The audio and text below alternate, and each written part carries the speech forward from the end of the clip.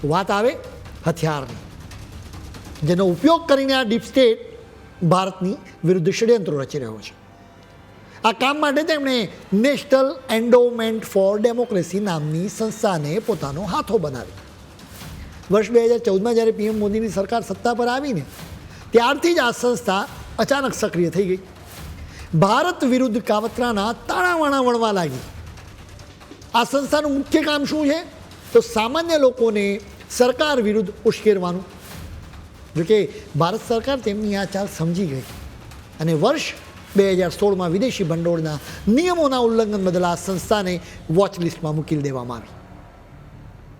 એક રીતે જોઈએ તો ભારતમાં આ સંસ્થાના નાપાક ઇરાદાઓ પર સરકારે રીતસરનું બુલડોઝર ફેરવી દીધું.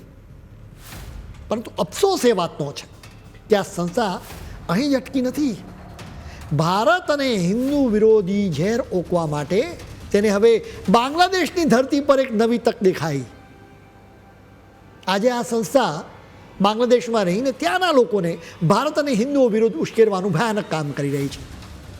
આ જ સંસ્થા આપણા બીજા એક પાડોશી દેશ નેપાળમાં પણ અને સાથે સાથે હવે બાંગ્લાદેશમાં પણ ચૂંટાયેલી સરકારને ઉથલાવવાના કાવતરામાં સામેલ હતી. બાંગ્લાદેશની ધરતી પર અત્યારે ભારતના દુશ્મનોનો ગઢ બની ચૂકે છે. બધા જ અમેરિકાના ઇશારે કામ કરે છે. અમેરિકન ડીપ સ્ટેટે જ્હોન ડેનિલોવિચને ભારત વિરોધી મિશન પાર પાડવા માટે બાંગ્લાદેશના મેદાનમાં ઉતાર્યા. જ્હોન ડેનિલોવિચ કોઈ સામાન્ય વ્યક્તિ નથી.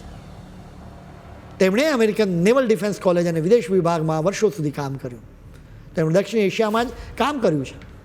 ચોંકાવનારી વાત તો એ છે કે તેઓ છેલ્લા કેટલાક દિવસોથી સતત ભારત અને હિન્દુઓ વિરુદ્ધ ઝેરી પોસ્ટ મૂકી રહ્યા છે. એટલું જ નહીં, તેઓ બાંગ્લાદેશના કટ્ટરપંથીઓને પણ ખુલ્લેઆમ સમર્થન આપી રહ્યા છે, જે ભારતની સુરક્ષા માટે એક મોટો ખતરો છે. હવે અમે તમને નેશનલ એન્ડોમેન્ટ ફોર ડેમોક્રેસી અને જ્હોન ડેનિલોવિચ વચ્ચેના એક છુપા જોડાણ વિશે વાત કરીશું, જે ભારત વિરોધી કાવતરાના પુરાવાઓ આપે છે. જરા આ પોસ્ટ પર એક નજર કરો, જે તમારા ટીવી સ્ક્રીન પર દેખાઈ રહી છે.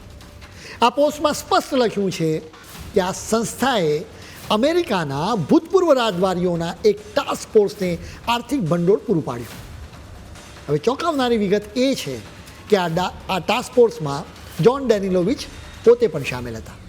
તેઓ માર્ચ 2025માં બાંગ્લાદેશની રાજધાની ઢાકાની મુલાકાતે પણ ગયા, જે સાબિત કરે છે કે ભારત વિરોધી વિવિધ સંસ્થાઓ અને વ્યક્તિઓ કેવી રીતે પડદા પાછળ રહીને એકબીજા સાથે મળીને કામ કરી રહ્યા છે.